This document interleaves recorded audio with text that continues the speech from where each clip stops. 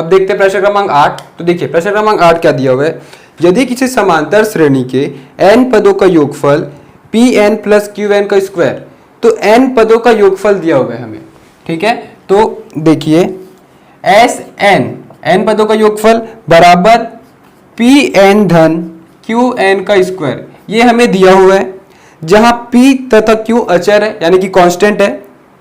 तो सर्वांतर ज्ञात कीजिए, सर्वांतर यानी कि D हमें ये दिया हुआ है और D बराबर क्वेश्चन मार्क, ठीक है। तो हम क्या करेंगे, सबसे पहले पहला D कैसे आता है, सबसे पहले हम देखते हैं कि D कैसे आएगा। तो D बराबर क्या होगा, दूसरा पद माइनस पहला पद, ये होगा। तो D निकालने के लिए हमें दूसरा पद और पहला पद की आवश्यकता तो पड़ेगी।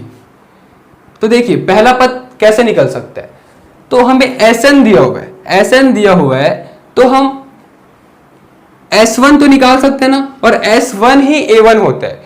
देखिए कोई भी अगर श्रेणी है 2 4 6 8, अगर ये श्रेणी है तो इसका पहला पद का योगफल खुद पहला पद ही होता है, ठीक है। ये पहला पद 2 है, इसका योगफल क्या होगा, 2 का योगफल 2 ही होगा, किसी के साथ दूसरे के साथ योग हो ही नहीं रहे।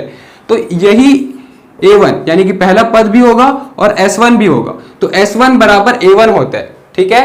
तो हम यहां से S1 निकालते हैं, S1 बराबर जो कि A1 भी होगा, ठीक है। तो S1 n के जगह 1 रखना है, तो P into 1 plus Q into 1 का स्क्वायर।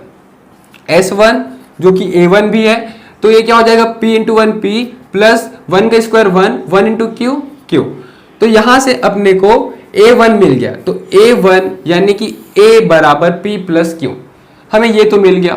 अब A2 निकालना है, तो A2 कैसे आएगा, तो देखिए दूसरा पद क्या होता है, दूसरा पद A1 प्लस A2, यही तो होता है ना S2। अगर मैं दो पदों का योगफल अगर निकालूं, ये दो पद का योगफल, तो क्या होगा, पहला पद धन दूसरा पद, ये दोनों मिलके क्या होगा, S2 होगा, दोनों पदों का योगफल। तो S2 बराबर, ठीक है, तो S2 बराबर क्या दिया हुआ है, यहां n के जगह हम 2 रख देंगे, तो S2 आ जाएगा P2 प्लस Q2 का स्क्वायर, तो 2P प्लस 4Q। ये क्या है S2 यानी कि दो पदों का योगफल, और S2 एक्चुअली में होता क्या है, A1 प्लस A2 होता है। तो S1 की जगह मैं क्या लिख सकता हूं, A1 प्लस A2, ये लिख सकता हूं बराबर 2P प्लस 4Q। हमें क्या चाहिए, A2 चाहिए, तो A2 को एक तरफ बाकी सबको एक तरफ, तो A2 बराबर 2P प्लस 4Q, और ये जो प्लस A1 था इधर जाके माइनस A1 हो जाएगा, और A1 का मान तो हमें पता है ना, P प्लस Q, तो हम वहां पे रख देंगे A2 बराबर 2P प्लस 4Q माइनस, अब देखिए सामने माइनस है तो A1 ब्रैकेट के अंदर होगा, A1 क्या होगा, P प्लस Q, तो P प्लस Q। अब ब्रैकेट ओपन कर देते हैं, A2 बराबर 2P plus 4Q minus P plus minus minus Q, ठीक है। तो A2 बराबर क्या हो जाएगा, 2P माइनस P, ये क्या हो गया P, 4Q माइनस Q क्या होगा, प्लस 3Q। तो A2 भी आ गया हमारे पास, A1 A2 दोनों आ गया, तो हम यहां से D निकाल लेंगे। A2 क्या है, P plus 3Q, P plus 3Q minus, अब A1 क्या है, P प्लस Q। देखिए सामने माइनस था इसलिए ब्रैकेट में रखा हूं, अब ब्रैकेट ओपन कर देता हूं, P plus 3Q minus P plus minus minus Q, plus P minus P cancel हो जाएगा, ठीक है। 3Q माइनस Q 2Q, यानी कि D क्या आया, 2Q, अतः सर्वांतर 2Q होगा। अब देखते हैं प्रश्न क्रमांक 9। तो देखिए प्रश्न क्रमांक 9 क्या दिया है, दो समांतर श्रेणियों के n पदों का योगफल। तो दो समांतर श्रेणी है जिसका n पदों का योगफल दिया है, यानी कि n बराबर दिया है, तो दोनों श्रेणियों का जो स्मॉल n होगा वो बराबर होगा। तो n पदों का योगफल का अनुपात, तो हमें दिया हुआ है Sn बट्टे Sn, ठीक है। ये पहला श्रेणी, ये दूसरा श्रेणी, पहला श्रेणी को S डैश n कर दिया हूं, ठीक है।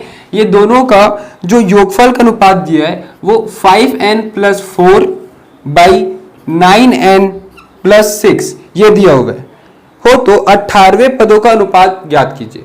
तो ये दोनों का हमें 18वें पदों का अनुपात यानी कि A18 अपॉन A18 ये हमें ज्ञात करना है। ये पहला श्रेणी है तो मैं इसको A डैश 18 A18, ये अनुपात क्या होगा हमें ये ज्ञात करना है, ठीक है। तो देखिए S डैश n, तो इसका सूत्र क्या हो जाएगा, n बट्टे 2 देखिए इसका खाली n बराबर है, लेकिन प्रथम पद और जो d होगा सर्वांतर वो तो अलग होगा। तो इसका मैं स्मॉल a लेता हूं, इसका कैपिटल A ले लूंगा पहला पद, ठीक है। तो a plus 2a plus n-1 और d, n तो बराबर होगा तो दोनों स्मॉल n रहेगा, लेकिन a अलग होगा तो इसका कैपिटल A इसका small a plus n-1 capital D equal to 5n plus 4 upon 9n plus 6। अब देखिए n/2 दोनों से कैंसिल हो जाएगा। अब देखिए ये तो आ गया, इसको हम पहला समीकरण दे देते हैं। हमें किसका अनुपात ज्ञात करना है? 18वें पदों का, ठीक है। तो हम एक काम करते हैं 18वें पदों का, तो a18 डैश अपॉन a18, ठीक है। ये क्या होगा? ये दोनों का अगर मैं सूत्र निकालूं तो क्या होगा? a18 इसके हिसाब से तो क्या होगा? a प्लस 17d, यही होगा क्योंकि 18वें पद का है और मैं पहले वाले श्रेणी के लिए small a small d use किया हूं, तो a प्लस 17d होगा। अब a18 दूसरे श्रेणी के लिए, तो दूसरा श्रेणी में मैं कैपिटल A और कैपिटल D यूज किया हूं क्योंकि दोनों अलग है, तो ये क्या हो जाएगा? a प्लस 17d, ठीक है। अब मैं एक काम करूंगा, ये दोनों को कंपेयर करने के लिए, तुलना करने के लिए एक जैसे बनाता हूं। तो देखिए यहां पे a तो है, लेकिन 2a और यहां पे a, और यहां पे भी 2a, यहां पे a है। तो मैं एक काम करता हूं, इसको मैं 2 से गुना कर देता हूं, ठीक है। मैं क्या करूंगा? अंश और हर में 2/2 गुना करने पर, ठीक है। तो देखिए 2/2 मैं इसमें गुना करूंगा तो क्या हो जाएगा? 2a धन, फिर 2 इससे भी गुना होगा क्योंकि मैं 2/2 ये पूरा गुना किया हूं, तो 2a प्लस 17 दूनी 34d अपॉन 2a प्लस 17 दूनी 34d, ठीक है। ये हो गया। अब देखिए इसको मैं दूसरा समीकरण दे देता हूं। अब पहला समीकरण और दूसरा समीकरण अगर मैं ये दोनों को कंपेयर करूं, ठीक है, तो देखिए 2a प्लस n-1 की जगह 34 है, यहां भी देखें तो n-1 की जगह 34 है। इसका मतलब हम ये लिख सकते हैं कि समीकरण 1 व 2 को तुलना करने पर n-1 के जगह 34 आ रहा है, तो n का मान क्या हो जाएगा? -1 उधर जाके +1 हो जाएगा तो 35, तो n 35 होगा, ठीक है। ये चीज निकल गया कि जो ये श्रेणी था, जो n पदों का योगफल था वो 35 पदों का योगफल था, ठीक है। लेकिन हमें तो इसका अनुपात ज्ञात करना है, तो ठीक है a-18 upon a18 equal to, देखिए पहले समीकरण में इसके बराबर ये लिख सकता हूं और ये बराबर में इसके साथ है, तो इसका मतलब 5n plus 4 upon 9n plus 6 मैं ये लिख सकता हूं ना, क्योंकि देखिए ये LHS है और ये RHS पार्ट है। इसका पहले मैं ऐसा लिख लेता हूं a18 अपॉन a18, ये तो ये दोनों बराबर है, तो इसके जगह में मैं ये लिख सकता हूं और इसके जगह में ये लिख सकता हूं, तो ये दोनों को इक्वेट कर दिया हूं, ठीक है। अब n की जगह मेरे को 35 रखना है, तो 5 गुना 35 धन 4, और ये क्या हो जाएगा? 9 गुना 35 धन 6, a-18 upon a18, a-18 upon a18 equal to, ये क्या हो जाएगा? इसको हल करूंगा तो 179 बट्टे 321, यानी कि पदों का अनुपात 179/321 होगा। अब आते हैं प्रश्न क्रमांक 10। तो देखिए क्या दिया है, यदि किसी समांतर श्रेणी के प्रथम p पदों का योगफल प्रथम q पदों के योगफल के बराबर है, यानी कि SP p पदों का योगफल बराबर SQ q पदों का योगफल, यह हमें दिया हुआ है, तो प्रथम p प्लस q पदों का योगफल ज्ञात करना है।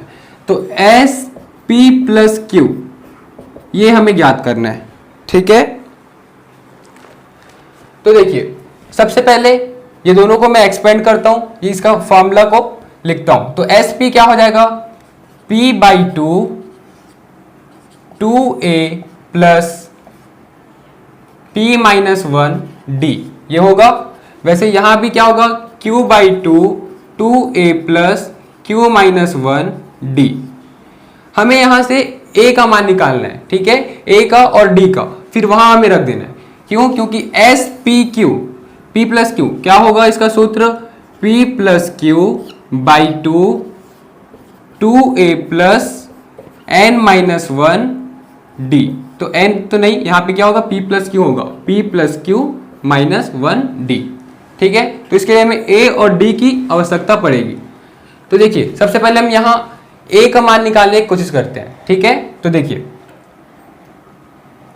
ये नीचे से दोनों से 2 कट जाएगा, क्योंकि ये 2 अगर इधर जाएगा तो ऊपर में आएगा, तो 2 और 2 तो कैंसिल हो जाएगा। अब इसको मैं ब्रैकेट ओपन कर देता हूं, तो 2a इंटू पी, 2ap हो गया। ठीक है, प्लस अब देखिए ये p और d पहले से इंटू यहाँ पे हो जाएगा, तो क्या होगा pd इंटू p, तो क्या होगा p स्क्वायर d, ये कहलाएगा।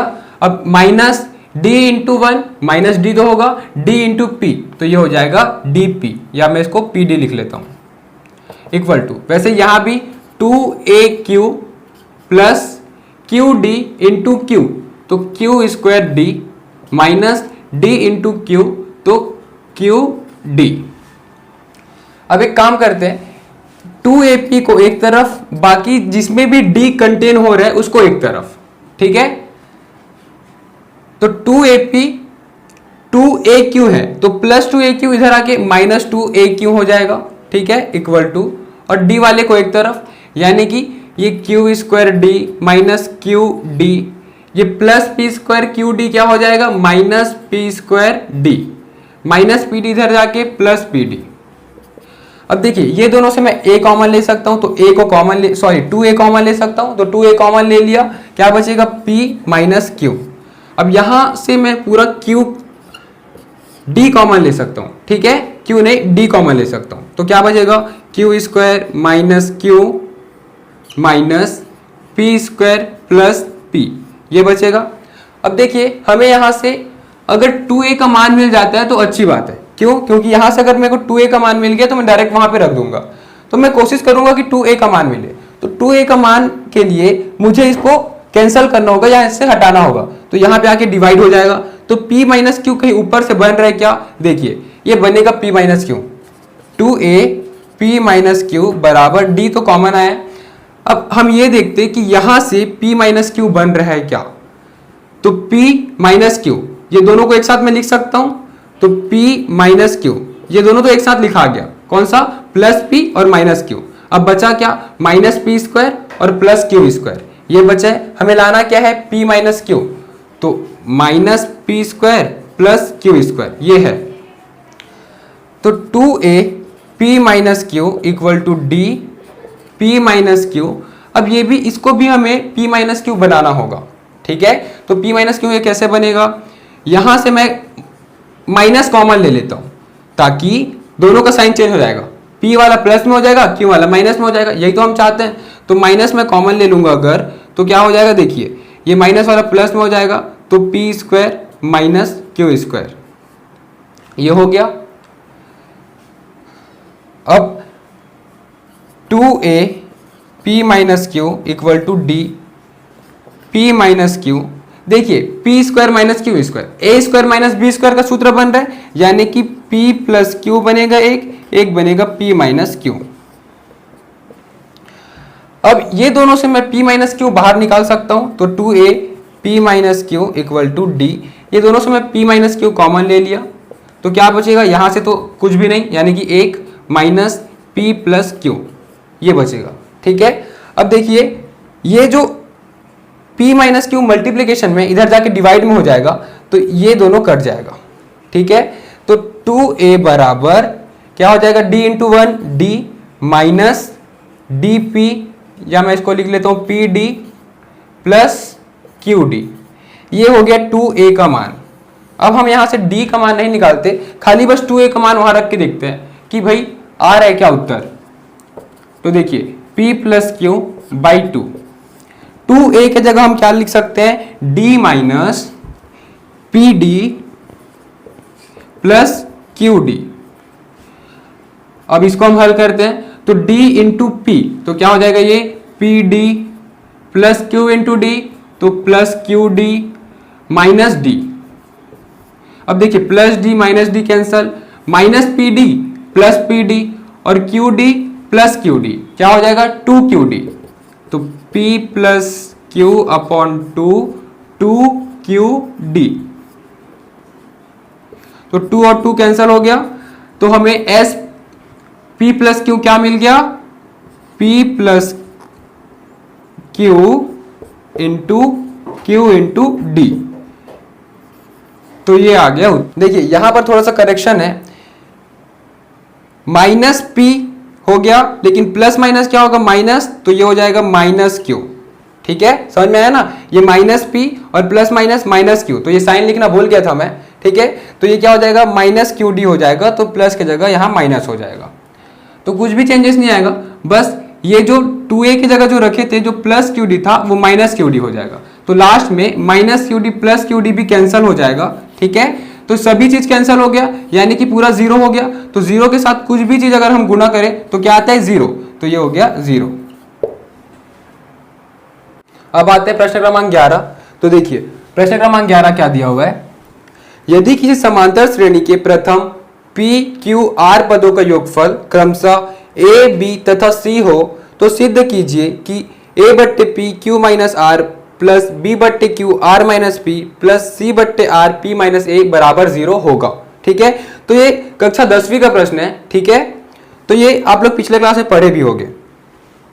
तो हमें दिया हुआ है P, Q, R पदों का योगफल, यानी कि S P, S Q और S R, ये हमें दिया होगा small a small b small c।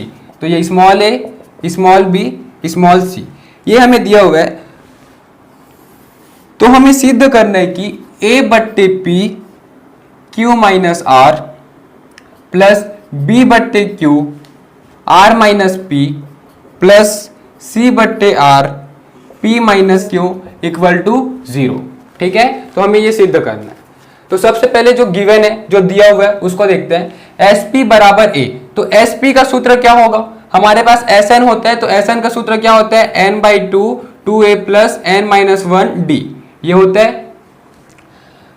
और अगर हमें लास्ट पद दिया रहता है तो क्या होता है, तो हम एक काम करेंगे, अगर ये फॉर्मूला लगाएंगे, ये सूत्र तो बहुत बड़ा जाएगा, तो हम लास्ट पद वाला सूत्र यूज करते हैं। तो SN equal to N by 2 A plus L, ये सूत्र होता है। ठीक है, अगर अंतिम पद दिया होता है तो ये सूत्र हम लगाते हैं, इससे हमको कैलकुलेशन इजी पड़ेगा। ठीक है, तो SP के जगह मैं क्या लिख सकता हूं, N के जगह P रख देना है। ठीक है, तो P by 2 A plus L equal to A, ये हमें दिया हुआ है। देखिए प्रश्न में भी स्मॉल a दिया हुआ है और फॉर्मूला में भी स्मॉल a है, तो मैं एक काम करूंगा, जो फॉर्मूला है उसको मैं कैपिटल A से लिख लेता हूं ताकि दोनों मिले ना। ठीक है, प्रश्न का जो a है वो स्मॉल a है और जो फॉर्मूला के है वो कैपिटल A है, अलग अलग होना चाहिए। ठीक है, अब देखिए a बाई पी यहां से दिख रहे हैं, तो मैं यहां से कहीं a बाई पी बना सकता हूं क्या, अगर ये p को मैं नीचे ला दिया तो a बाई पी मैं बना सकता हूं। तो 1/2 a प्लस l, ये जो p है वो इस तरफ आ गया, तो a/p, तो a/p की जगह मैं ये लिख सकता हूं, ये मैं प्रथम समीकरण दे देता हूं। उसी प्रकार से SQ का भी देख लेते हैं, क्या होगा, q/2 a धन l बराबर b, यहां से भी मैं b बाई q निकाल लूंगा, क्या होगा 1/2 a प्लस l। दूसरा समीकरण, अब S R है तो r/2 a प्लस l बराबर c, यहां से भी मैं c बाई r निकाल लूंगा, तो 1/2 a प्लस l, ये तीसरा समीकरण। अब मैं यहाँ पे जो हमें सिद्ध करना है उसका मैं लेफ्ट हैंड साइड लूंगा, यानी कि ये पोर्शन को लूंगा और 0 शून्य सिद्ध करूंगा। ठीक है, तो समीकरण 1 2 3 से a/p की जगह मैं क्या लिख सकता हूं, 1/2 a धन l, ये लिख सकता हूं, और फिर ये तो इसके जगह हो गया। अब क्या दिया है, q minus r plus b by Q की जगह मैं क्या लिख सकता हूं, 1/2 a धन l और फिर गुना r minus p plus c/r की जगह मैं क्या लिख सकता हूं, 1/2 a प्लस l और फिर गुना में p माइनस q, 0 हमें सिद्ध करना है। ठीक है, तो देखिए अब ये तीनों पद में अगर देखूं तो 1/2 a प्लस l ये कॉमन आ रहा है, तो वो मैं कॉमन ले लूंगा, 1/2 a प्लस l, ये सभी से कॉमन आ गया। अब देखिए ये पहला पद से क्या बचेगा, q माइनस आर, फिर प्लस ये कॉमन आ गया r माइनस पी, फिर प्लस ये पूरा कॉमन आ गया p minus Q, 1/2 a plus L. अब सबका ब्रैकेट ओपन कर दूंगा तो q minus R plus r minus P plus p minus Q, plus Q minus Q cancel हो गया, minus R plus P minus P, तो ये सब कैंसिल हो गया, ये माने कि ये पूरा जीरो हो गया। तो 1/2 a plus L Guna zero, तो कोई भी चीज अगर जीरो से गुना होगा तो क्या होगा, जीरो ही आएगा, तो ये जीरो आएगा, यानी कि लेफ्ट हैंड साइड जीरो आ गया, जो कि हमें राइट हैंड साइड भी जीरो सिद्ध करना था। तो मैं लिख सकता हूं LHS बराबर RHS, अतः सिद्ध हुआ।